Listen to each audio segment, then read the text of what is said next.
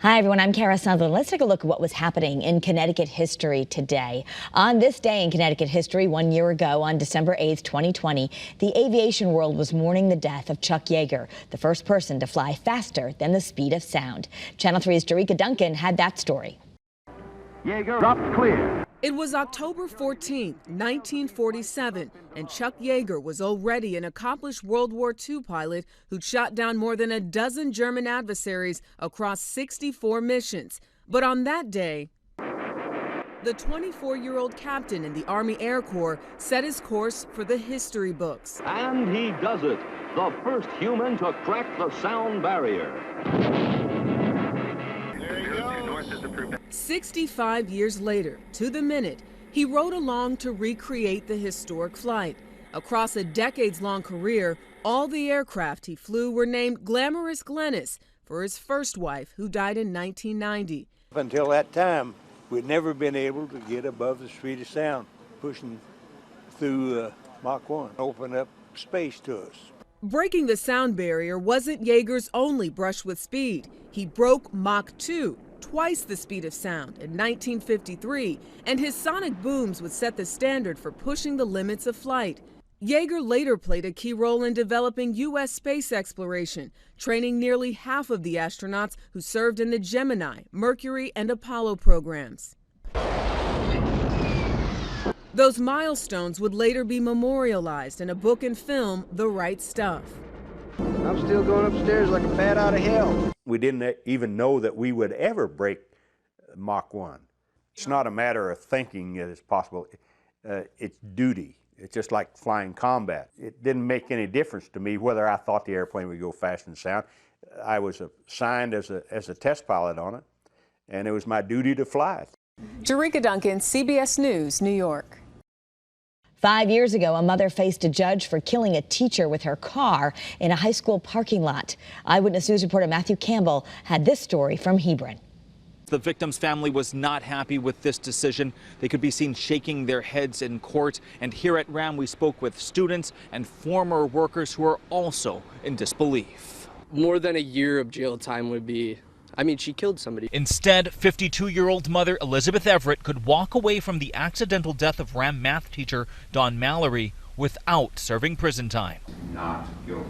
Everett was charged with 6 crimes, 2 of them manslaughter charges. She was found not guilty on both.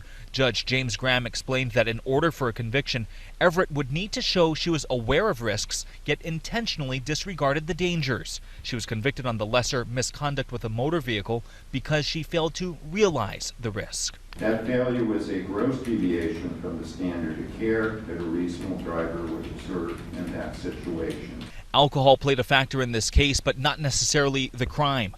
Everett admitted to drinking what's being described as a standard-sized bottle of wine around midnight. When the accident happened at 7 in the morning, no one knows exactly what her blood alcohol content was. When it was measured, it clocked in at 0.07, narrowly missing the legal limit of 0.08.